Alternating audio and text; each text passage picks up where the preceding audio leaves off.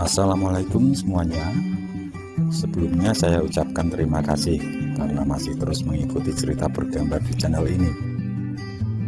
Dan untuk kawan-kawan yang belum subscribe ke channel ini, dukung saya ya. Klik tombol subscribe dan klik logo lonceng untuk bisa berlangganan gratis di video cerita bergambar selanjutnya. Oke, sebagai imbalannya kali ini saya akan coba menggambar sekaligus bercerita tentang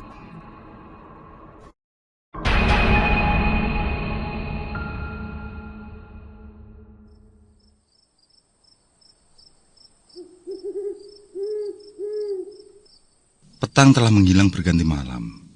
Seusai sholat maghrib, Ningsih duduk di samping kakeknya. Hanya lincak dari bambu buatan kakek Karsan sendiri itulah satu-satunya tempat duduk di dalam rumah. Begitupun meja di hadapan mereka, juga berasal dari bambu yang dibuat sendiri pula. Meski sudah berumur puluhan tahun, tapi bambu itu tidak lapuk oleh apapun. Maklumlah, orang zaman dulu menggunakan hari dan pasaran saat memotong bambu maupun kayu sebagai bahan bangunan. Sehingga ilmu hitung turun-temurun itu menjadi dasar saat dibutuhkan. Dan pada kenyataan, hal itu adalah benar adanya. Karena hampir semua di kampung Ningsih rumahnya berasal dari bambu dibelah, tapi tidak ada yang lapuk dimakan usia. Tidak ada hewan apapun yang merusak. Selama ini Ningsih tinggal bersama kakek neneknya. Dia harus menerima takdir menjadi yatim piatu saat berusia 6 tahun. Kala itu, ayah dan ibunya yang ikut ziarah Wali Songo mengalami kecelakaan maut. Bis yang ditumpangi terguling saat menuju makam Sunan Muria. Sebagian penumpang terluka parah, sebagian lagi hanya luka ringan. Ayah ibu Ningsih yang menjadi korban luka parah, akhirnya meninggal dunia setelah 2 hari dirawat di rumah sakit. Semenjak itulah, dia diasuh oleh kakek neneknya.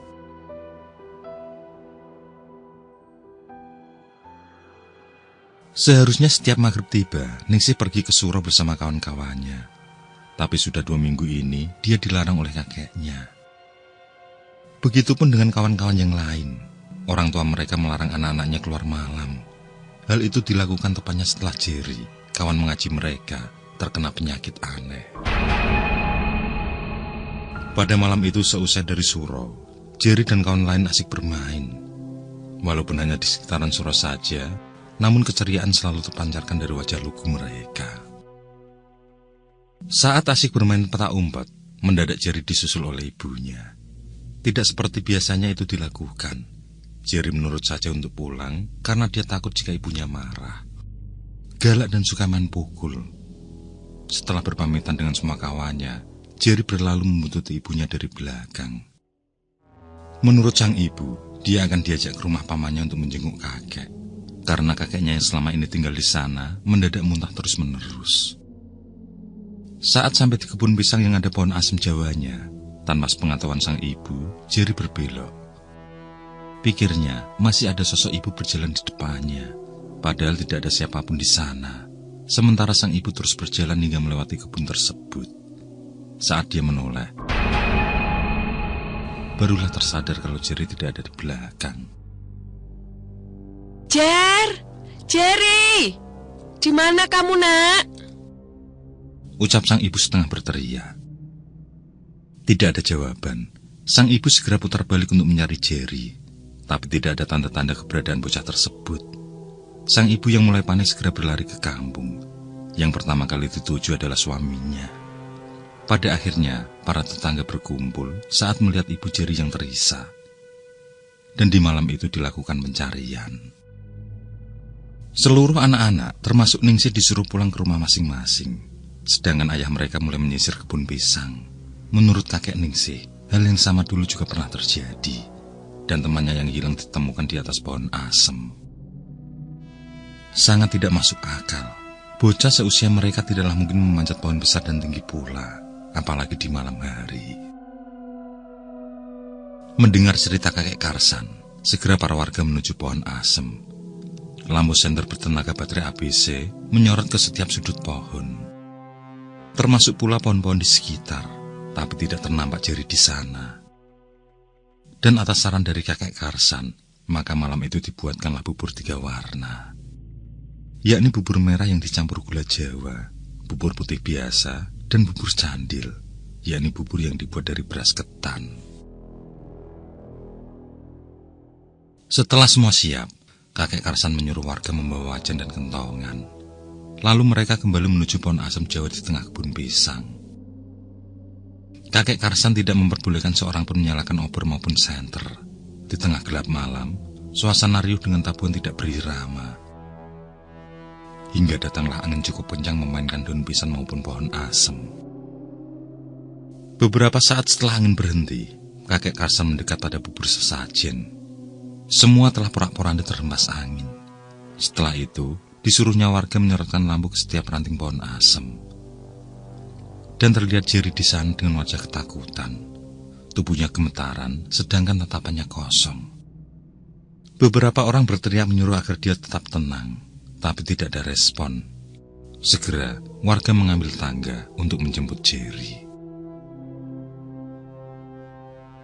Keesokan paginya, Jerry yang biasanya bangun bersamaan azan subuh justru masih terlelap. Ibunya yang menemani tidur melihat Jerry masih mengenakan selimut tebal. Padahal selama ini tidak pernah begitu ketika tidur. Setiap kali diberi selimut, dia selalu menyingkirkan dari badannya.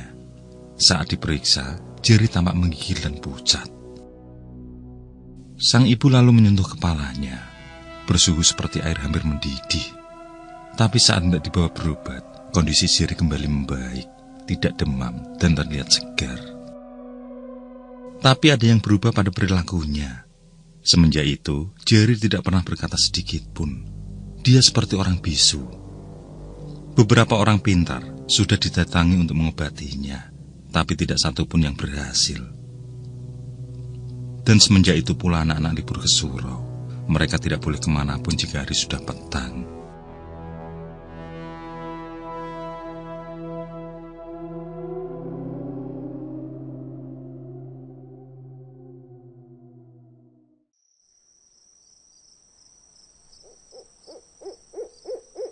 Musim kemarau mengeringkan rumput juga sungai. Tulung Agung belum dapat hujan sama sekali. Ningsih hanya terdiam sembari melihat kakeknya yang bisa tidur ayam dengan kancing baju terbuka. Beberapa menit kemudian, suara ngorok kakeknya membuat Ningsih menuju teras rumah. Di sana dia duduk di atas dinglek panjang, yang biasanya dia mendengarkan dongeng masa lalu dari neneknya. Tapi setiap usai sholat maghrib, neneknya selalu mempunyai amalan panjang yang harus dibaca. Biasanya sampai menjelang sholat isya baru selesai. Menurut kakek, amalan tersebut didapat dari guru mengaji nenek. Bukan saat muda dulu, tapi guru mengaji saat usianya sudah tua. Dalam kesendirian itu, Ningsih dikejutkan dengan aroma wangi yang menyengat. Disusul kemudian neneknya keluar dari dalam rumah. Saat sampai di pelataran rumah, si nenek melambaikan tangannya memanggil Ningsih. Sejenak, Ningsih masih terbengong. Dia masih merasa asing dengan sosok tersebut. Memang benar, itu adalah neneknya. Tapi pakaian yang dikenakan sangatlah berbeda. Tidak pernah Ningsih melihat baju itu sebelumnya. Baju kebaya yang sangat bersih dan rapi.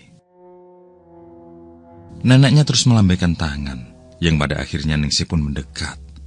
Belum sempat dia bertanya mau diajak kemana, si nenek sudah berjalan di depannya. Ningsih tidak bisa berbuat apa-apa selain mengikuti langkah neneknya. Ketika memasuki jalanan di kebun pisang, tiba-tiba dia tersandung bebatuan. Dan di saat itu pula, neneknya lenyap entah kemana. Ningsih mulai gemetaran. Dia memanggil-manggil neneknya, tapi tidak ada suara yang diinginkan. Yang terdengar justru suara tawa yang menakutkan. Ningsih seperti terpaku. Kakinya tidak bisa digerakkan sama sekali. Suaranya pun tercekat tidak bisa keluar. Dalam ketakutan yang teramat sangat, tiba-tiba ada sesuatu berjalan menghampirinya. Dan betapa kagetnya dia saat melihat seonggok kepala tanpa awak berada tepat di kaki kanannya. Meski malam cukup gelap, namun penampakan itu sangat jelas terlihat. Sosok itu hanya menggelinding memutarinya dengan terus tertawa. Belum berhenti sosok itu menakutinya, kini muncul lagi sosok yang menyeramkan. Dari jarak beberapa meter, nampak ada seorang memandangnya dengan tajam. Sosok itu mulai berjalan ke arah pohon asem. dan sosok itu pun menampakkan kakinya yang semakin memanjang. Bahkan tingginya mencapai pohon asem tersebut. Berbeda dengan sosok kepala yang terus tertawa, sosok itu justru hanya diam saja.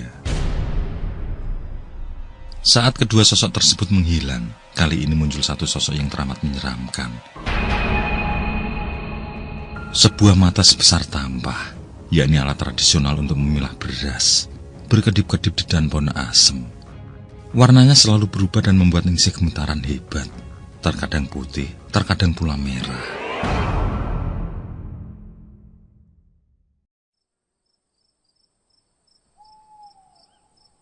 Sementara itu, sepeninggal Ningsih, kakek Karsan terjaga dari tidurnya. Ningsih, tolong ambilkan kendi di dapur. Kakek haus. Perintah kakek Karsan tanpa melihat sekitar. Karena tidak ada jawaban, dia pun membuka mata sepenuhnya. Tidak ada Ningsih di tempat semula. Awalnya, kakek Karsan menganggap kalau Ningsih sudah ke kamar. Tapi dia dikejutkan dengan kehadiran Pardi, salah satu tetangganya. Dengan nafas masih memburu, Pardi memberitahu kalau dia melihat Ningsih berjalan menuju kebun pisang. Pardi yang menggendong anaknya yang sedang demam, berulang kali memanggil Ningsih. Tapi bocah berusia 11 tahun itu terus saja berjalan, sama sekali tidak mendengar teriakannya. Pardi yang merasa kalau ada yang aneh dengan Ningsih, memutuskan menemui kakek Karsan. Dia menyuruh istrinya mengambil alih putranya, lalu bergegas ke rumah kakek Karsan. Jujur saja, Pardi tidak punya nyali jika harus mengikuti Ningsih. Dia dikenal sebagai sosok yang penakut di kampung. Mendengar penuturan Pardi, kakek Karsan langsung berpamitan pada istrinya. Ya Allah, Kang. Bagaimana itu bisa terjadi? Sang istri menghentikan ngaji amalan, lalu bangkit dengan rasa cemas. Dia hanya berpesan pada kakek Karsan agar berhati-hati, dan secepatnya membawa pulang Ningsih. Kakek Karsan tidak mengajak warga lain. Dia putuskan pergi sendiri. Dia yang tahu kalau Pardi adalah penakut, juga menyuruh agar pulang saja menunggu anaknya. Tapi bukan itu yang dilakukan Pardi. Dia memberitahu beberapa warga lain tentang hal itu, yang pada akhirnya beberapa orang ikut menyusul kakek Karsan. Mereka hanya membawa senter saja mengikuti langkah kakek Karsan. Dan bersamaan dengan kemunculan hantu yang penampakannya hanya mata saja, kakek Karsan sudah berada di samping Ningsih. Mata Ningsih masih melotot mengarah pada pohon asem. Kakek Karsan yang sedikit banyak paham tentang ilmu kebatinan coba mengusir makhluk-makhluk gaib yang mengganggu Ningsih. Dia mengeluarkan sebuah benda berwarna hitam pekat dari wadah kain yang berwarna hitam pula. Benda tersebut berbentuk batu, tapi tepiannya sangat kasar. Setelah diambil, dia langsung mengelus tengguk Ningsih. Batu tersebut ditekannya di ujung kepala cucunya itu. Dan bersamaan dengan pingsannya Ningsih, beberapa warga sampai di sana. Mereka langsung menanyakan apa yang telah terjadi, sambil membantu memampah Ningsih. Kakek Karsan hanya terdiam. Dia menatap ke pohon asem dengan mulut kumat kamit. Sejenak kemudian, terdengar tawa yang semakin lama semakin menjauh. Setelah menyarungkan kembali benda pusakanya, kakek Karsan mengajak semuanya kembali ke rumah.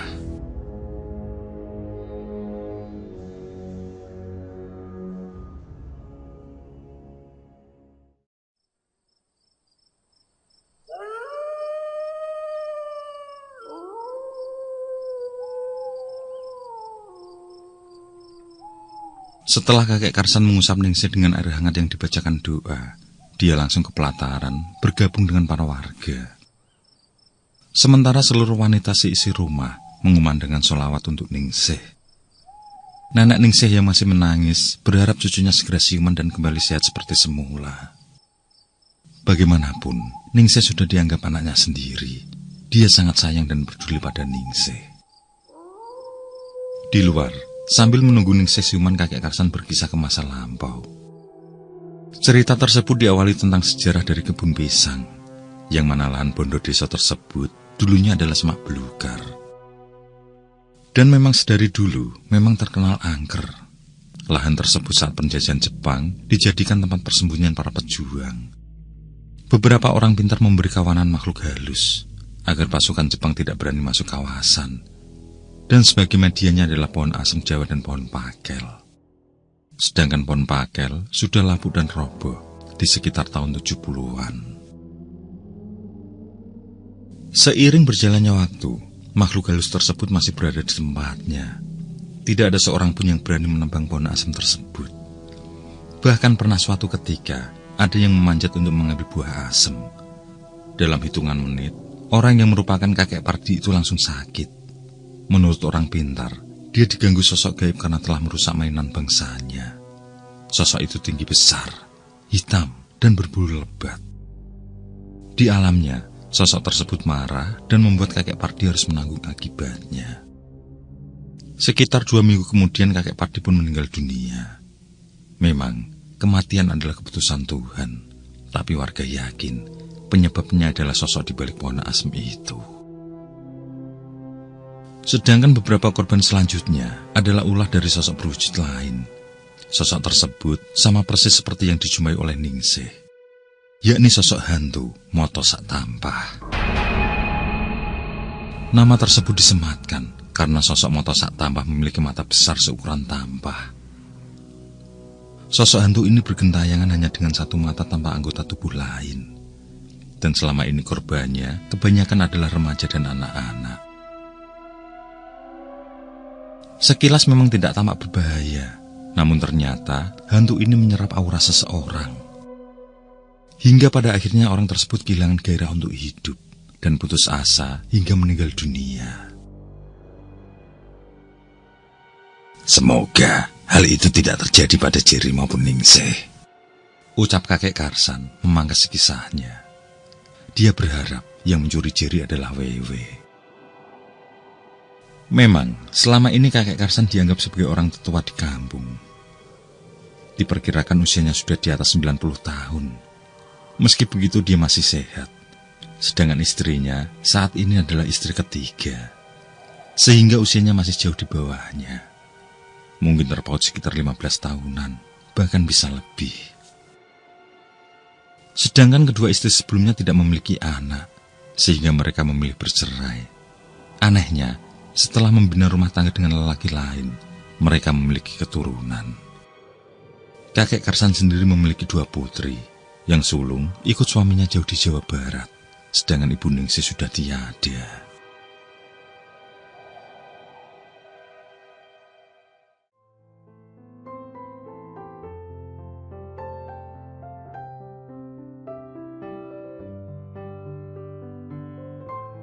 Ningsih merasa bersyukur karena kejadian tersebut tidak membahayakan dirinya. Dia mengucapkan banyak terima kasih pada Pardi yang telah memberitahu kakeknya. Kalau sampai tidak ada yang tahu, mungkin kisahnya akan lain. Bisa jadi Ningsih yang bernasib seperti Jerry, yang secara mendadak meninggal dunia menceburkan diri ke dalam sumur. Setelah pergantian kepala desa, tetap menjadi kebun pisang dengan pohon asem yang terlihat menyeramkan. Namun, telah diberi lampu penerangan, hingga keangkeran sedikit memudar. Pemerintah desa telah memperhatikan warganya dengan membangun penerangan di pelosok. Selain itu, jalannya telah halus beraspal.